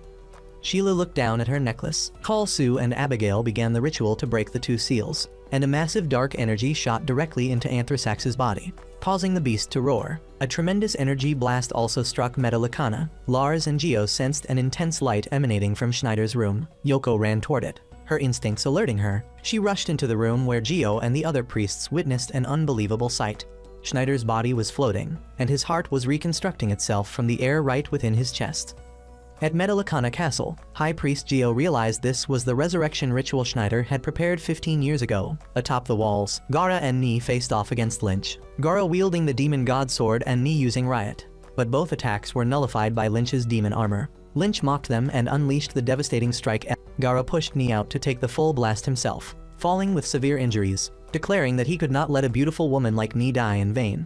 As Lynch prepared to finish them both, in the resurrection chamber, Yoko desperately performed CPR on Schneider and kissed him again. Lucian's body exploded in light, and Dark Schneider fully resurrected, immediately lifting Yoko, greeting her, and declaring he would skip school. Yoko, both embarrassed and relieved, called him outrageous. Schneider smiled, claiming he was the supremely handsome hero, saying Yoko was about to cry and offering a passionate kiss, but warned it would revert him back to Lucian. So he decided to postpone ruining Yoko's life. Though as soon as he spoke, Yoko smacked him on the head, and Schneider yelled in pain, shifting to the Meta Lacana walls. The massive undead army was closing in. The dwarf mage Doshi stood above, ordering Commander Lynch to eliminate Ni and Gara. Doshi mocked Ni and Gara's feelings, calling them fools for daring to oppose Lord Abigail. Below, a severely injured Gara and Ni rose, preparing for the final battle. Doshi explained that Lynch was created from the 100 strongest warrior corpses, equipped with legendary demon armor capable of resisting all magic granted by Abigail himself. Gara unleashed the demon god sword and Ni used the supreme Bai Hong sword Thunder Strike. Both attacks collided directly with Lynch, but had no effect. Lynch swung his weapon, sending Gara and Ni flying. Doshi laughed, boasting that the demon armor absorbed dark energy from the awakening Anthrasax, making it invincible. As Lynch raised his weapon to finish Ni and Doshi ordered Gara captured for torture. A voice thundered, "You are the one who must die." Dark Schneider appeared suddenly. Gara and Ni were stunned to see him alive. Doshi panicked, unable to comprehend Schneider's resurrection. Schneider said nothing and launched a devastating punch into Doshi's face, sending him flying. Schneider turned to face Lynch, mocking his armor and effortlessly dodging its attacks. Schneider raised a finger and cast the spell Exploder, a massive explosion incinerating Lynch on the spot. Schneider landed gracefully, smiling. Ni, still in shock, ran to embrace him, crying uncontrollably. Schneider gently comforted her. Gara approached, questioning how Schneider could be alive. Schneider mocked Gara for being defeated, declaring himself the supremely handsome immortal hero, and that Gara had worried too much. Gara angrily called Schneider a fool for sacrificing his own heart. They returned to the castle and were hailed by the Meta Lacana populace as saviors. Yoko and Princess Sheila watched from the balcony. Meanwhile, Lars flew over, murmuring to himself, deducing that Schneider's resurrection was no coincidence but aligned with Anthrasax's awakening, triggering dark energy. Lars realized Schneider had not reverted to Lucian as usual but resurrected fully as Dark Schneider. That night, at the victory banquet, Gara was eating voraciously when Sheila came to thank him for saving her. Gara asked if she had seen Schneider and Yoko. In a private room, Schneider was with Ni, complimenting her beauty and beginning to flirt, tearing her clothing and pinning her to the bed. Ni initially resisted but was quickly overcome. Schneider said, "I love you." Ni tearfully confessed she loved him too and apologized for trying to kill him. Schneider smiled, saying he was always willing to sacrifice his heart for her. Meanwhile, Yoko tossed and turned in bed, confused about her feelings, wondering why the scoundrel Schneider, an enemy of women, was so different from Lucian. Suddenly Dark Schneider, dressed as Santa Claus, sneaked into Yoko's room, intending to place the 500 yen coin he owed her into the stocking at the foot of her bed. Yoko awoke in surprise, thinking it was Lucian, and when she realized it was Schneider, she became flustered. Schneider removed his fake beard, revealing that he had come to repay the 500 yen debt. Yoko said money had to be paid with money, but Schneider misunderstood, thinking she wanted him to repay with his body, and lunged at her, only to be knocked away. At the dark altar, Abigail received news of Schneider's resurrection light and Lynch's defeat. He grew furious realizing Schneider had returned to life and deduced that the dark energy from Anthrasax had strengthened him. Kal Su approached calmly, noting that the 4 heavenly kings had fractured. Smiling, he remarked that Schneider still had the devil's luck. Abigail roared, vowing to send his next undead army to kill Schneider. In a ruined city, Doshi reported to a new Cyclops warrior. A soldier appeared ready for battle. At Meta Lacana, Doshi appeared and attacked civilians, grabbing a boy intending to gouge his eyes. Just then Schneider appeared. Doshi assumed he came to negotiate, but Schneider seized Doshi's head and pounded him. The Cyclops monster Vivian emerged. Doshi boasted that Vivian had been implanted with Anthrasax's cells. Vivian swung its demonic club. Schneider mocked it, claiming it was millions of times stronger than before, and cast the spell Lightning Cannon, firing a destructive beam that tore Vivian's chest apart. Yet Gara and Ni arrived, astonished as Vivian's wound regenerated. The monster transformed into a grotesque creature covered with tentacles, roaring, as Vivian continuously regenerated from Dark Schneider's attacks. Doshi laughed maniacally, boasting that Vivian's Anthrasax tissue graft granted it extraordinary regenerative powers. On the rooftops, Gara and Ni realized this was what Abigail had warned about. The deity's power allowed the monster to constantly reshape itself. Schneider mocked Vivian's new grotesque form and prepared to continue the battle. While priests observed the burning city from afar, anxiously calling Lucian's name, Doshi ordered Vivian to strike with its club. The monster charged, smashing the ground. Schneider nimbly dodged. Gara observed and mumbled, analyzing Schneider's stubborn, selfish, greedy, hot-tempered, domineering, and lustful personality. But Ni interrupted, pointing out that Gara was equally ferocious, which Gara admitted. Cornered in the rubble, Schneider angrily soared into the air, declaring that only beautiful people could be immortal. He cast the spell Crash Magnum, summoning enormous pillars of fire and earth from the ground, striking Vivian, seemingly incinerating it. Yet to Gara and Ni's astonishment, Vivian's body began regenerating again from the remaining tissue. Doshi laughed wildly, praising the power of the destructive god. Schneider ordered Gara and Ni to fall back, calling them mere supporting characters. Gara angrily intended to charge, but Ni stopped him, recognizing Schneider's confidence. Doshi pointed to the glowing club, explaining that it drew energy directly from the ley lines, making it stronger than the fire sword or thunder god sword, declaring that a single full power strike could destroy the entire city. Vivian swung the energy-charged club, creating a blinding white explosion that engulfed everything. Yoko and Ni screamed Schneider's name in despair. When the smoke cleared, Dark Schneider remained hovering in the air, clutching Doshi's head, mocking him as a fool, explaining that fighting enemies on the ground was safest while airborne. Yoko and the two remaining Heavenly Kings sighed in relief. Schneider crushed Doshi's eyes and turned to Vivian, realizing the monster's body was collapsing. Anthrasax's grafted tissue was too powerful, rejecting its host and destroying its nervous system. Ni worried that if Anthrasax resurrected, their ideal society would also be destroyed and decided to end the battle. Schneider declared, "I've won," and began chanting a long forbidden spell to summon black fire. Gara and Ni decided to support him. Ni unleashed the Bai Hong Sword Thunder Strike, while Gara used the Demon God Sword to distract the enemy. Schneider completed the spell, calling out Ozzy, Iomi, Geezer, and unleashed the Dark Sabbath spell, a massive dark explosion engulfing Vivian. Ni was astonished to realize that this was an ancient forbidden spell not recorded in any magic tome. Vivian was completely destroyed. Doshi, still alive, screamed curses at Schneider, but was sucked into a black hole, wailing as he disintegrated, leaving behind a massive, perfectly circular crater in the city center. Yoko ran over in horror at the devastation, and Schneider explained that it was a spell creating a closed superspace field, revealing that he had shifted the air into another dimension, raising temperatures to hundreds of millions of degrees, nullifying all regenerative abilities. Yoko realized this was the forbidden spell only a genius like Schneider could perform, and when Schneider demanded praise, Yoko punched him, calling him cruel for destroying the city. Meanwhile, at the Frost Altar, Abigail and Call Su observed everything. Abigail laughing with delight and impressed that Schneider had sent a tissue-implanted undead straight to the grave. Call Su acknowledged Schneider's power, which, protected by Gara and Ni, had exceeded all expectations, yet Abigail revealed they still had a plan to resurrect the strongest of the undead kings, who was sealed in a hidden labyrinth, possessing immense magic and an almost immortal body. In Medalicana, survivors mourned at the crater's edge. Inside the castle, the king and ministers despaired as supplies ran out. Princess Sheila insisted that, despite Schneider's cursed luck, they had no choice but to trust his group to fight Call Su's undead army. At the same time, Gara's ninjas discovered a strange dark storm forming to the west. In a dark tomb, Gio examined the demon armor and demon club, two of the three demon artifacts, wondering about the true power of the club and glancing toward the third artifact. In a castle bedroom, Gara spoke with Ni, teasing her, but Ni said that Darsh had changed, becoming kinder. Gara asked if she worried about Yoko. Moving to a village, the villagers saw the black cloud approaching. An elder panicked, recognizing the phenomenon from 50 years ago. The ground began to rot, and a shadow with glowing red eyes appeared, declaring that he had risen from the labyrinth. Back at the castle, Yoko was cleaning Schneider's ears as he rested his head on her lap. Schneider complained, and Yoko scolded him for being childish despite his age. As she chastised him, he deliberately nuzzled her lap, making her scream, warning her that he was the only one protecting the kingdom. Lars called Schneider a scoundrel.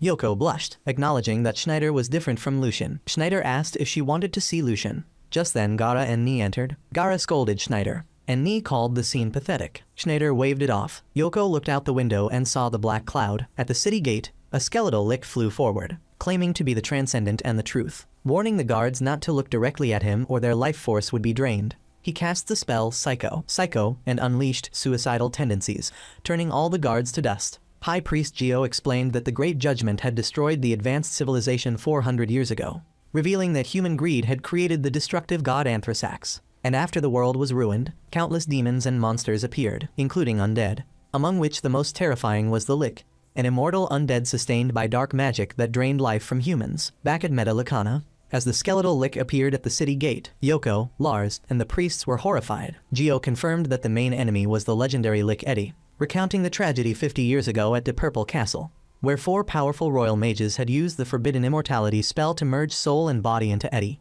but were later sealed in separate dungeons. Yoko asked about the event 50 years ago, and Gio revealed that a fool had attempted the Megadeath spell in that dungeon, causing a catastrophic explosion, and that fool was the young Dark Schneider, who, along with Kalsu and Abigail, had been preparing the spell in the dungeon. Back in the present, Lick Eddie stood before the city gate, chuckling as he easily raised a massive wall of fire, encircling the entire city and blocking all escape routes for the citizens. On a nearby rooftop, Dark Schneider, Gara, and Arsh's Knee observed, Schneider immediately mocking Eddie's filthy skeletal appearance, while Knee seriously warned him that Eddie was the strongest undead, capable of resisting almost all magic, which Gara confirmed, suspecting that Abigail surely had a plan. Schneider arrogantly laughed and asked Gara if he was afraid of the Lick who had destroyed the Purple. Gara was stunned that Schneider knew about it. Schneider proudly revealed that the explosion 50 years ago had been caused by him while testing Megadeath, declaring that this Lick was unworthy of concern. Continuing his arrogant behavior, he flirted with and groped Knee, reassuring her that he would handle everything. He explained that to defeat Eddie, who was immune to both magic and physical attacks, there was only one way: to use an attack stronger than Eddie's defensive capabilities, proclaiming his philosophy that a handsome hero like him never loses. Gara could only call him a fool as Schneider embraced Knee and kissed her, saying he did not care about the world as long as he was with her. Seeing this, Knee briefly thought of Yoko and wondered if Schneider truly loved that girl. In the streets below, Lick Eddie approached to confront the trio, mocking Schneider as a scoundrel and taunting that he looked thinner after 15 years. Gara realized that Schneider's firewall was weakening. Eddie's cold aura was overpowering the flames. Schneider ignored him and continued to provoke Eddie, calling him an ugly, filthy demon, which enraged the Lick. Eddie attacked, but Schneider stood still without dodging, mocking him as foolish for seeking revenge for a 50-year-old grudge. Angry at being scorned, Eddie snorted in irritation, and Schneider went berserk, declaring that only the beautiful, elegant, and superior like him were allowed such attitudes. Eddie decided to attack, summoning countless spirits, while Schneider countered with his thunder magic spell, non-lightning artillery barrage, but Eddie easily blocked it with the sacred magical shield, Alel Namu Raven. Both Schneider and Gara were astonished to see a Lick capable of using high-level cleric spells. Eddie raised his bony hand, revealing the Satan Ring, the last magical artifact of the legendary 3-demon artifacts. Gara realized in horror that the Lick was boasting that the ring, the most powerful artifact in the world, allowed him to empower allies to overthrow one another. Eddie activated the ring, chanting Gillen Ian, creating an immensely strong black hole in the sky over Metallicana. Schneider immediately tried to fly away, but his magic was insufficient, and he began to be pulled in. Gara and Knee screamed as Eddie mocked Schneider's inability to escape the super-gravity sphere. In a desperate moment, Knee lunged and grabbed Schneider's hand, and both were gradually pulled toward the black hole. Eddie sneered, saying that Schneider's emotions and newfound love had weakened him, reducing him to a weak human who could never defeat the Lick. As all three were nearly pulled in, Gara shouted at the fool, bravely stabbing his sword into the rooftop for leverage, yelling at Knee to release Schneider or they would all be sucked in. Knee, tears streaming, refused to let go, and Schneider also yelled for her to release him. Gara realized the situation and told Knee that if she climbed over his body, she could save herself. Eddie mocked Schneider's inability to win, but Knee shouted not to underestimate humanity. Finally, the gravitational pull became too strong. Schneider was completely sucked into the black hole, and Knee followed him. Gara was thrown back onto the rooftop, exhausted. Meanwhile, Yoko, Lars, and the priests ran to a hatch in the underground chamber. Yoko asked what was happening, and the priests explained that the Demon Club was draining the life force of the city's citizens and channeling it to the Satan Ring. Just as they despaired, a man in armor appeared. Lars recognized in horror that it was one of the 4 heavenly kings, the prophet of the clear world. Abigail right at the moment Dark Schneider and Arsh's Knee were being sucked into the black hole created by Lick Eddie. On the rooftop, Gara watched in horror as the black hole gradually closed, while his ninja troops reported the situation. But Gara, believing that Schneider and Knee were dead, muttered only fools. Lick, wearing the Satan Ring, mocked Gara and prepared to leave, but Gara stood up to block his path. Meanwhile, at Metallicana Castle, the ministers panicked, screaming and crying that Schneider had been killed and the kingdom was about to be destroyed.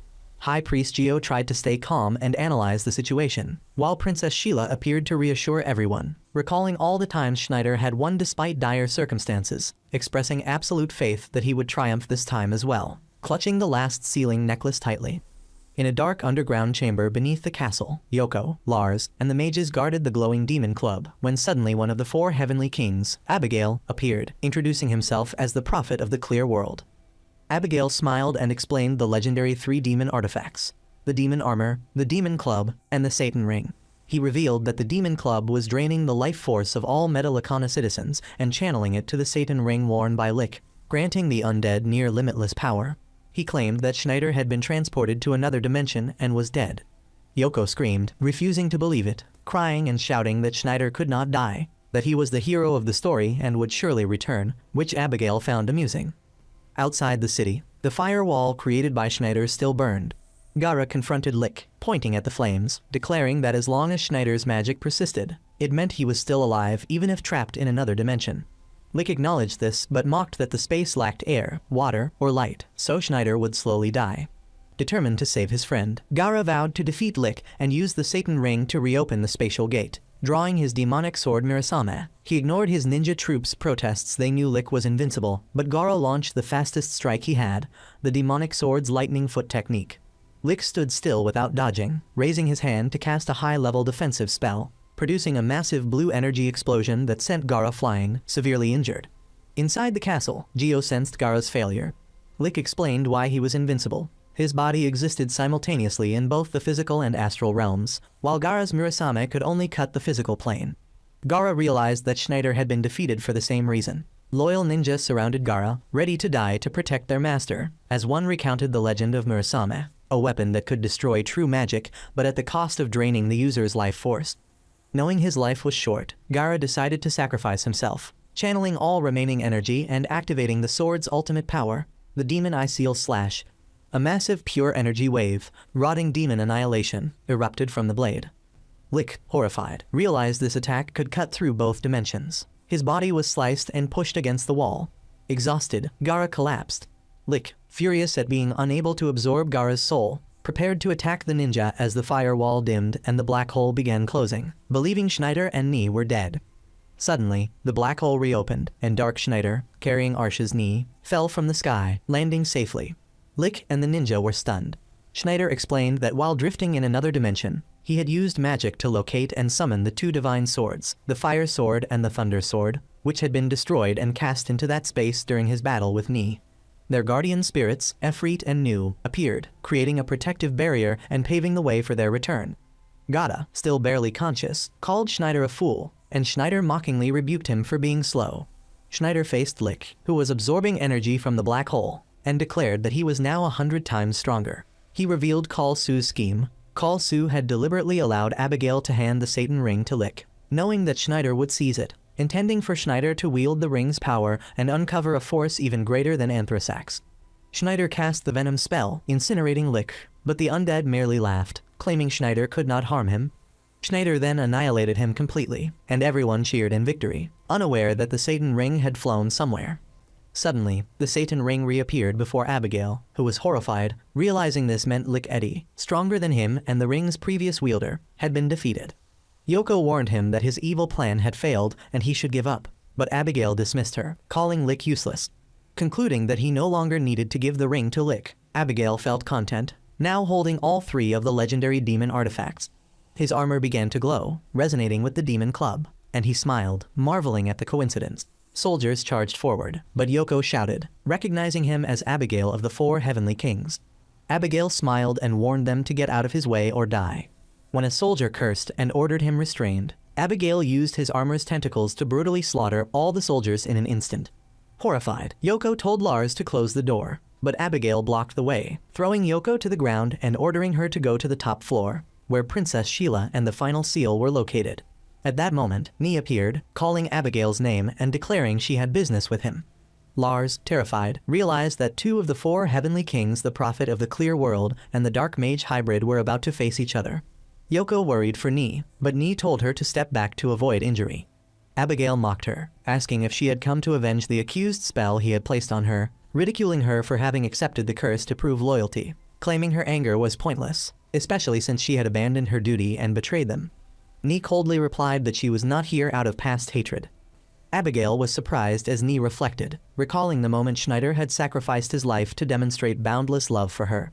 That feeling had filled her heart, and she realized that the present-day Schneider was different from 15 years ago, as though a childlike innocence still resided within him, and what now drove her was her love for Darsh. Yoko, standing nearby, shared the same thoughts about her love for Lucian. Abigail, hearing Ni's words, laughed, calling the concept of love ridiculous and shameful. Ni declared she was in a hurry and had no time for a failure like him, insisting she would use force to make him answer her questions. She concentrated a massive surge of lightning magic. Abigail warned her that her lightning was no longer strong enough to defeat him, but Ni ignored him, chanting Zia FKs and summoning the Lightning Emperor, shouting for Abigail to witness its power. A colossal lightning bolt struck him directly, causing a devastating explosion that shook the entire castle. On the city walls, High Priest Geo sensed the terrifying energy of the lightning. In the throne room, Princess Sheila and the ministers panicked at the blast, while a soldier frantically reported a massive explosion below in the dungeons, confirming that Abigail had broken in and was fighting Arsh's Ni. The ministers grew even more fearful, and Knight Bon Jovina doubted Ni's loyalty, warning the king that she had once been an enemy. Back in the dungeon, Ni panted, her arms bleeding from overusing the spell, while Yoko and Lars watched in awe at the destructive power. Yet Abigail emerged unscathed from the rubble, explaining that his demon armor functioned as a lightning rod, rendering Ni's attack useless. He mocked her, saying that without lightning, Ni was just an ordinary woman. Desperate, Ni wondered how she could kill him, but then she gritted her teeth, called Abigail an idiot, and declared that he had yet to see the true power of the Lightning Emperor. Abigail realized Ni was shifting to wind magic, linking with the elemental spirits of the wind. Ni unleashed the heavenly dragon gale, creating a fierce tornado. Lars explained that this vortex was stronger than 15 years ago, capable of cutting through stone and tearing humans apart. Abigail was trapped, forced to anchor himself with his armor's tentacles. Ni shouted for him to answer, warning that he would die if he didn't. Meanwhile, in the throne room, soldiers reported on the battle, and Bon Jovina again expressed doubts about Ni's loyalty. Suddenly, Dark Schneider and Gara appeared. Schneider, holding a bowl of ramen, mocked Bon Jovina, saying that he himself was not to be trusted, then poured the ramen over the knight's head. He scolded the elders not to forget that their future depended on him. Princess Sheila and Geo entered. Sheila apologized for Schneider's rudeness, and he immediately hugged her, pulling her onto the sofa while mocking Bon Jovina as a jealous old man. Geo thanked Schneider and Gara for saving the kingdom, but Schneider brushed it off, claiming the kingdom would eventually be his. He turned to Sheila, asking about the secret of the final seal, commenting that women who easily trust men are foolish, but women who refuse help from a handsome man are even more foolish. Understanding his meaning, Sheila touched her necklace, preparing to reveal the secret. Back in the dungeon, Abigail emerged from the tornado, injured but smiling. He acknowledged the tornado's power but roared in anger, claiming Ni had committed a grave offense by daring to wound him, calling it a betrayal against the destructive god Anthrasax. Ni, hearing this, asserted that Anthrasax was the true enemy and that she would not stop until the god was destroyed. She accused Abigail of deceiving the 4 heavenly kings to resurrect a demon. Abigail smiled wickedly and asked, "So what if it's true?" Enraged, Ni declared she would kill him. She summoned the lightning beast Nu, leaving Abigail horrified, questioning how it could still exist. Ni activated the spirit sword transformation, and Nu transformed into the legendary Thunder God sword, flying into her hands. At Metallicana Castle, Dark Schneider, Gara, High Priest Geo, and Bon Jovina listened as Princess Sheila explained that the royal families of the 4 kingdoms, including Metallicana, had the oldest bloodlines on the continent and were tasked with guarding the 4 seals restraining the destructive god. This duty had shaped the formation of the royal families. Schneider asked about the final seal, and Sheila confirmed that the necklace she wore was a keepsake of her late mother. He wondered why she often touched it, but she brushed it off as a habit. Sheila then revealed that the true seal was hidden even more secretly inside her own body. Geo and the ministers were horrified, unable to comprehend this. Sheila admitted that although the fate of the world depended on it, the burden was overwhelming. Schneider gazed at Sheila, who radiated a faint spiritual light, recalling her past actions, the kiss that freed him from Lucian, her determination to accompany him to the Valley of Graves, and her embarrassment at his teasing. He told himself he owed her nothing, but then remembered her courage when she volunteered to rescue Yoko, and he turned to Sheila, who was crying, promising to protect her. Back in the dungeon, Ni pointed the Thunder God sword at Abigail, demanding he answer. She asked whether, if he could not control Anthrasax, the Mage Kingdom and the ideal society he promised were nothing but lies to deceive them. Hidden in the shadows nearby, Yoko recalled Gara wondering what would happen if there were a way to control the destructive god. Yoko, hiding with Lars, realized that if Anthrasax could not be controlled, the world was certain to be destroyed. Abigail confirmed that he would indeed resurrect Anthrasax, calling Ni a foolish mortal, stating that his god was not merciless, and that now she would face divine punishment. He activated the power of all three legendary demonic artifacts: the demon armor, the devil's mace, and the Satan ring. The three dark relics flared violently, resonating with one another. Abigail began chanting a long incantation as the black tentacles of the demon armor extended, merging with the mace and the Satan ring to envelop his body. Abigail roared in pain as his form transformed, merging with the dark relics into a colossal mechanical golem. He declared his new form as Omega Abigail, the supreme dark magus. Ni, Yoko, and Lars stared in horror at the monstrous creature. Lars explained that this form absorbed immense energy from the ley lines and human life force, controlling darkness, nullifying all magic, and being harder than any sword. Abigail's face was now pressed upside down within the golem's chest, screaming that this punishment would certainly lead to death, and that Ni was unworthy of hearing his true name. Yoko shouted for Ni to run, but Ni ordered Yoko to hold on tightly. Abigail unleashed his Abigail cannon, attacking the surroundings, generating extreme heat, and claiming escape was useless. Ni realized her sword was ineffective. She grabbed Yoko and Lars, flying to a more advantageous location. Meanwhile, on the castle balcony, Bon Giovanna and the soldiers received reports that Abigail had merged the three relics and transformed into a monster. Omega Abigail smashed through a wall and landed in the outer courtyard. The ministers on the balcony looked down in horror. Bon Giovanna realized that only beings infused with darkness could wield such relics. They would consume flesh and soul alike. Sheila confirmed this was a deathly dark entity. Yoko and Ni landed nearby. Abigail mocked Ni for trying to run. Ni immediately attacked with her Lightning Emperor sword, but the blade only sparked against the armor. She realized that the Thunder God's sword could not scratch it.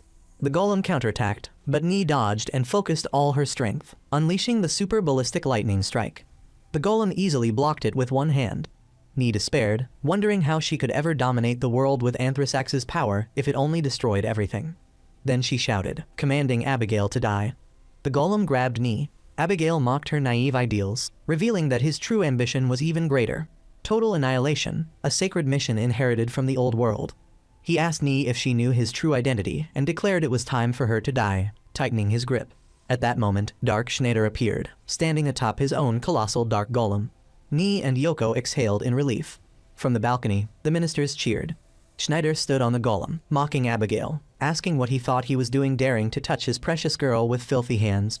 Abigail froze, realizing Schneider's golem. Schneider taunted that he was fighting poison with poison. Gara and the knights watched from afar. Ni warned Schneider that Abigail now wielded both sword and magic, but Schneider dismissed it. Schneider's golem lunged, delivering a powerful punch that staggered Omega Abigail. Abigail roared in anger, realizing the only weak point of this supreme body was his exposed face. Schneider confirmed he knew and asked Abigail if he was impressed by his genius. Abigail called Schneider dangerous and swore to crush him to achieve his ambition. Abigail then used Ni as leverage. Schneider sensed that she was exhausted and suddenly knelt before Omega Abigail, declaring defeat and begging Abigail to spare Ni, saying that she was more important than his own life. Ni, held in the golem's grasp, shed tears. Abigail mockingly decided to spare her life and make her his consort. Hearing this, Schneider immediately flew into a rage, calling Abigail a fool, charging forward, and rescuing Ni from the golem's hand, lifting her up. Yoko observed that Schneider seemed very happy. Ni, in Schneider's arms, realized he was fighting for her. Yoko wondered if Schneider would ever look at Lucian that way. Schneider landed, carrying Ni in a princess-style hold, asking if she was okay. She confirmed that her armor had protected her, and Ni realized that their bond was stronger than anything else. Yoko painfully realized that for Ni, Schneider was more than just a father figure. Abigail roared that Schneider's act of rescue was cheating, but Schneider, still holding Ni, mockingly replied that in war, victory is what matters most.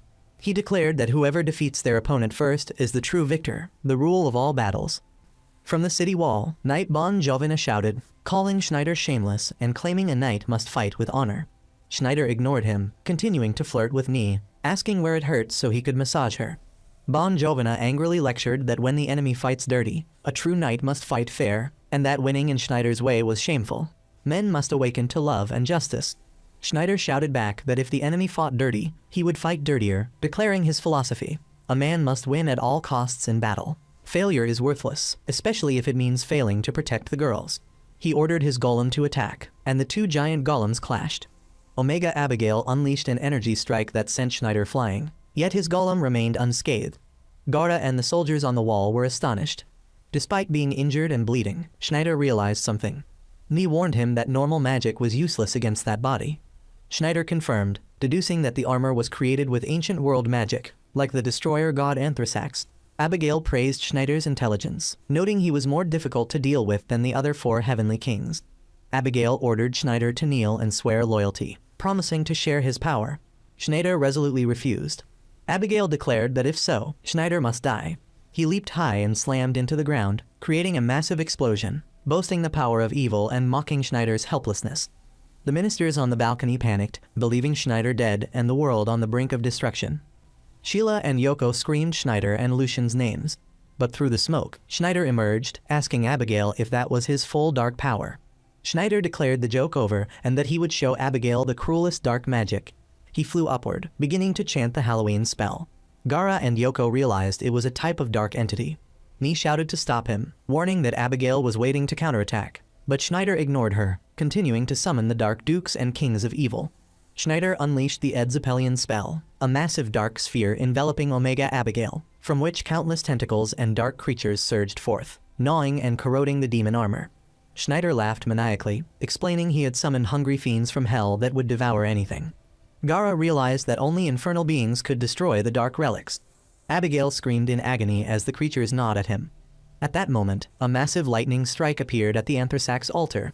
The priests sensed the dark god stirring. On the balcony, Princess Sheila suddenly collapsed, screaming in pain and heat as if her body would burst. Gio and Bon Giovanna realized the 4th seal within Sheila was breaking. The dark god's energy shattered the Edzapelian sphere, and the golem emerged, completely unharmed. Schneider, exhausted from the attack, was struck by the golem and sent crashing to the ground. Ni, Gara, and Yoko watched in horror as Schneider lay motionless. Abigail laughed, declaring Schneider's legendary invincibility over, and that now he could create hell. He announced his next target, Princess Sheila, to seize the final seal. Yoko and Lars realized that the seal was Sheila herself. The Omega Golem began climbing the city wall. Sheila, barely conscious, called Schneider's name, begging him to protect the world. Schneider's body began to glow. He slowly stood, his wounds healed. Abigail froze in shock. Schneider declared that this world did not exist for others to do as they pleased, but existed for him alone. He roared, beginning the true Halloween spell, summoning 7 keys and opening the gates of hell. Bon Giovanna realized that this was Schneider's most powerful magic and shouted for him to stop. Schneider unleashed Halloween, a massive explosion of light and fire that completely engulfed the Omega Golem and destroyed a large portion of the castle. Gio was shocked, realizing the spell had failed. The Omega Abigail Golem, though damaged, still stood, and from its chest, Abigail's inverted face laughed, explaining that his armor had an absolute magical protection field capable of blocking even the dark energy of the Destroyer God, absorbing unlimited external magic and nullifying all enemy spells. He declared himself invincible. In the midst of everyone's despair, Ni suddenly appeared on the city wall, declaring that no defensive magic was absolute. As long as a strike could surpass it, the armor would shatter. To the astonishment of Gara, Yoko, and Abigail himself, Ni began chanting the Halloween spell, exactly as Dark Schneider had done. Gara realized they were coordinating a dual Halloween spell attack. Ni explained that the heat generated from this second attack would surpass even the Dark Sabbath spell, and she believed this power was enough to destroy the unified dark relics forming the golem. Determined to kill Abigail at any cost, even borrowing Schneider's power, she unleashed the spell, and a second massive stream of energy struck the golem, forming a destructive pillar of light shooting into the sky. When the light faded, Ni collapsed onto the rubble, exhausted. As the smoke cleared, the Omega Abigail Golem still stood, though its outer armor had been destroyed. From within the smoke, its true form was revealed, a colossal, grotesque creature covered in dark ancient runes. Abigail laughed maniacally, mocking their attempt to stop the resurrection of a god. Gara was horrified to see it withstand 2 super spells. Ni explained that the creature's entire body was covered in anti-magic talismans, rendering both sword and spell useless. Abigail gloated over Schneider lying in a pool of blood, mocking that Schneider had grown weak by siding with good and being blinded by love, declaring that today marked the end of Schneider's legendary status. The golem roared, proclaiming this as the day of destruction and the birth of a new hell. In the castle, Gio realized that the dark energy from the battle was affecting the seal within Princess Sheila, causing her to faint. In a spiritual space, Sheila pleaded with Schneider, saying he was the only one who could save the world. Hearing her plea, Schneider, though heavily injured, began to stand, his body burning with a dark aura as his wounds slowly healed. He roared in fury. Nee, witnessing this, cried, recalling the past when Schneider had asked her to flee with him, admitting her love for him. Abigail continued to mock Schneider, claiming that having abandoned his dark nature, he could not defeat the embodiment of absolute evil, now part of the destroyer god Anthrasax. He ordered Schneider and everyone else to disappear. Nee and Yoko screamed, begging him not to kill Schneider. Yoko ran forward, desperately promising her first offering or anything else if Schneider won, pleading for him not to lose. Schneider, now enveloped in deep red energy, discarded all concepts of good and evil, declaring them meaningless to him. He said he only cared about defeating Abigail and ordered his enemy to die. He began chanting a new spell, the Blood Covenant from Abaddon, summoning the flames of Gehenna. Gara and Geo recognized the spell, but Gara shouted that magic was useless. Abigail called Schneider a fool and ordered the golem to fire a destructive lightning beam. Schneider roared, charging forward and chanting the Exodus spell. He transformed into a blazing meteor, crashing directly into the golem's lightning stream. Inside the collision, Schneider told Abigail that while the golem's armor might be perfect, other components were not. Abigail roared, calling Schneider insane, and Schneider pierced through the golem's chest. The golem exploded from within, completely disintegrating. After the explosion, Schneider smiled as his body dissolved into light and blood. The black clouds in the sky dispersed, and sunlight poured down. Geo wept, realizing the seal had been protected, while the people and soldiers in the castle cheered for victory. However, on the battlefield, Gara and Nee stood in silence, staring at Schneider, who seemed to have sacrificed himself. Yoko stepped forward, and Nee ran to Schneider's fallen form, screaming and begging him not to die and not to leave her behind. Yoko stood by, recalling all her memories with Schneider and Lucian. At that moment, Schneider appeared behind Yoko, smiling and crying. Gara asked if he was crying, and Schneider lamented that he had missed the chance to be with Yoko that night after she had promised him her first time, crying in sorrow. A rock fell on his head, and Yoko, realizing she had been tricked, shouted in anger that he should have died with Abigail. Dee transformed into his dog form to apologize hurriedly. Gara smiled, realizing something. The person who now understood Schneider best was Yoko. Blushing, Yoko was suddenly seized by tentacles that shot up from the ground. Abigail appeared from the dust, smiling. Schneider roared at Abigail, who had captured Yoko. Abigail praised Schneider as terrifying, holding Yoko with his tentacles and telling Schneider that he no longer had a chance to win. He analyzed the situation, pointing out that Nee had several broken ribs and depleted magic, while Gara was severely injured in his internal organs after the battle with Lick. Both were barely standing. Abigail then revealed Schneider's greatest weakness, Yoko, the one both Schneider and her host Lucian loved. While speaking, Abigail used tentacles to strip Yoko completely naked and suspend her in the air. Schneider roared in fury, and Abigail immediately fired a red energy beam through Schneider's chest. Abigail ordered Gara not to move, then turned to Schneider, asking if he was worried about the girl, mocking Yoko's screams as wonderful. Despite being naked and captured, Yoko shouted for Schneider not to worry about her and to fight, yelling that Abigail had exhausted himself controlling the golem and himself, making this their only chance to defeat him. From the castle balcony, Geo and the ministers watched. Yoko continued to scream, pleading for Lucian and Schneider to fight. Abigail noted that Yoko was the only one who fully understood the situation. He monologued that the Schneider of the past would have attacked without hesitation, but now he had the human weakness of love. Abigail asked what Schneider would do, while Gara realized Abigail was right. The current Schneider could not abandon Yoko. Abigail mocked this love as foolish, binding, and making humans weak, declaring that Schneider was no longer the legendary mage, but just a foolish man. He ordered Yoko to continue screaming and writhing in pain to serve as a sacrifice for the destroyer god. Schneider lay on the ground calling Yoko's name. Abigail mocked him and prepared to unleash a second Kongba slash to finish Schneider. But as the red light surged, two figures suddenly appeared and blocked the attack. Sean Ari, using talisman spiders to create a shield, and Kai Harn. Abigail was surprised to see them. Sean Ari, holding his talismans, apologized to Nee for arriving late, confirming he was there to protect her.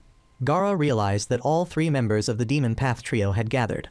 Kai immediately launched an attack on Abigail with the sword art, Demon Strike 100 Sever, but Abigail easily dodged. Nee shouted that the situation had changed. Abigail sneered, saying he had used almost all his magic to control the tri-demonic artifacts, but the armor he wore contained cells from the destroyer god Anthrasax, allowing it to absorb unlimited energy. Abigail activated his power, using the Satan Ring to summon an army of skeletal zombies from the ground. Lars and those in the castle were horrified at the massive army. Abigail ordered the army to advance, destroying all living things in the castle and turning them into offerings for Anthrasax, but not touching Princess Sheila, as he needed the final seal. The heroes immediately charged into the chaotic battle. Garda used the demon god's kick sword, Kai wielded the dragon spear, Fatal Strike. Ni unleashed the lightning god sword, releasing the Emperor Lightning Sword Strike, and Sean Ari summoned talisman spiders to devour the dead. Bon Jovian also led the Royal Knights and Gara's ninja troops into the fray. Abigail observed, mocking them, claiming that no reinforcements would matter. He then decided to activate the Super Undead Fusion.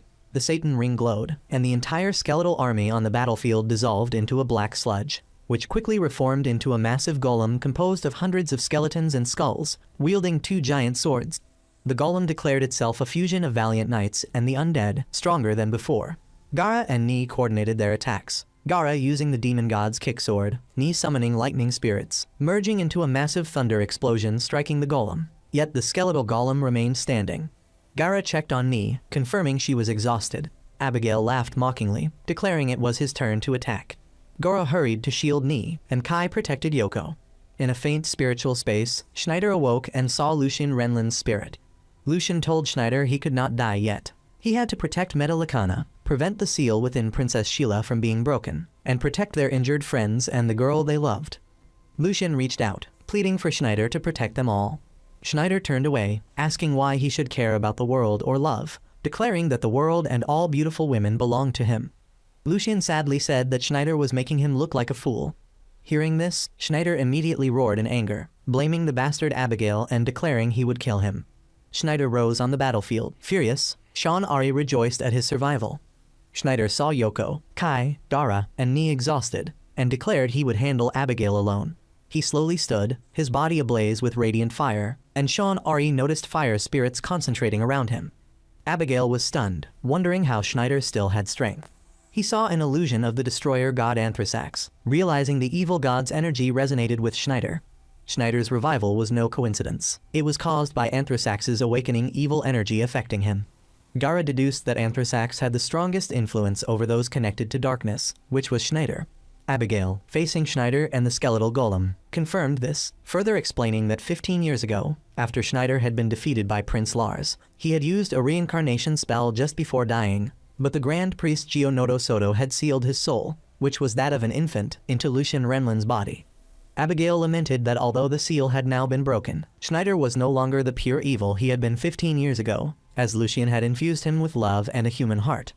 Abigail complained about the cruel irony, but Schneider roared, telling Abigail to talk less, declaring that it was his job, as a ruthless, undefeated, handsome hero, to annihilate him. He smiled, saying this was the cruelest plan he had executed. When the skeletal golem swung its sword to attack, Schneider blocked the giant blade with one hand, astonishing everyone. Sean Ari realized Schneider had used a defensive barrier. Schneider taunted Abigail, enraged that a junior like him dared to defy him, and began chanting a spell. Gara recognized it immediately, while Abigail ordered the golem to block. As the skeletal golem raised its sword, a fire sword suddenly flew in, striking the golem itself. Efreet roared, Hellion, and unleashed fire. Simultaneously, Schneider completed his spell, summoned 7 keys, opened the gates of hell, and shouted, Halloween! A blazing column of golden lightning shot directly at the golem. Gara and Ni were astonished, realizing this attack was even stronger than when Schneider had fought Ni. The golem transformed into a giant skull-shaped shield, blocking the Halloween attack. Abigail stood inside, mocking, noting that Schneider's regenerative ability was even stronger. But Schneider roared the second spell, Exodus. Gara was stunned as Schneider used Halloween and Exodus simultaneously. Schneider became a fireball, charging forward, roaring that the golem stood in his way, and pierced through it, causing a devastating explosion. Everyone breathed a sigh of relief. Schneider landed, Abigail stood before his undead army, and Schneider summoned Tafala, wiping out the entire skeletal army. Abigail tried to retreat, but Schneider lunged, grabbed him, and delivered a barrage of punches to his face. Yoko, Ni, Gara, and Sean Ari all smiled, and everyone on the castle balcony cheered their victory. However, Abigail murmured naively, revealing that when escaping the Omega Golem, he had brought the Satan Ring, now charged to 120% by the Destroyer God. He activated the ring and summoned a horde of dark beasts. But Schneider thrust a blazing sword, pinning Abigail to the castle wall, causing him to scream in pain. Schneider declared he had said he would kill Abigail. While everyone on the balcony cheered and Sheila thanked Schneider, his body suddenly collapsed, dissolving into light and blood, his magic entirely drained. Gara and Ni were horrified. Yoko and Sean Ari screamed for Lucian, and Yoko rushed to support Schneider in his final moments, begging him to get up. Schneider smiled, whispering that he loved her, and that both he and Lucian Renlin loved Tia Noto Yoko. Then he closed his eyes. Yoko screamed in despair, holding his body, pleading for him to open his eyes. Gara, Ni, and Sheila were also stunned in pain. Yoko angrily scolded Schneider, asking what he was thinking. Suddenly, Schneider opened his eyes, asking if he deserved a reward. Everyone realized they had been tricked. Yoko began arguing with Schneider about his first promise and pinched his cheek. Both smiled, and Yoko admitted he was the undefeated sorcerer. Suddenly, Abigail spoke. Schneider was shocked that Abigail was still alive. Abigail said Schneider's magic was depleted and prepared a red energy sphere. Schneider shouted, "Yoko!" Yoko immediately stood, spreading her arms to shield Schneider. Abigail smiled, saying that if she wanted to atone alongside Schneider, he would make it happen. Yoko suddenly lunged, pushing him off a cliff along with herself. Both fell into the sea, screaming Yoko's name. Abigail landed on a sharp rooftop and was pierced through. At the same time, black tentacles erupted from Abigail's demon armor, restraining him, and he screamed as the tentacles tore his body apart, flaying his skin, revealing his true monstrous form inside. The sky darkened, and a massive explosion of light engulfed the castle, swallowing Bon Javana and the ministers. Sheila screamed. Ni flew to embrace Schneider as both were consumed by the light. In a spiritual space, Schneider called for Yoko, and Yoko drifted through the universe as Schneider appeared, holding her, with Lucian's smiling image visible. A massive destructive explosion occurred. The Metallicana castle was reported fallen. At the Anthrasax altar, Khal Su and his subordinates stood before the evil god's heart. Subordinates reported Abigail's death, and Khal Su remarked that the evil god was about to slumber, wondering what Schneider was dreaming of after being displaced by the explosion. Near the Alan-made border, at a hidden samurai mansion, a lord and samurai discussed the disappearance of everyone from Metallicana. A guard reported an intruder. Two samurai ran to the door and were horrified to see Yoko, covered in blood, holding Lucian. Yoko desperately begged them to save Lucian. Part 1 ends here. Goodbye.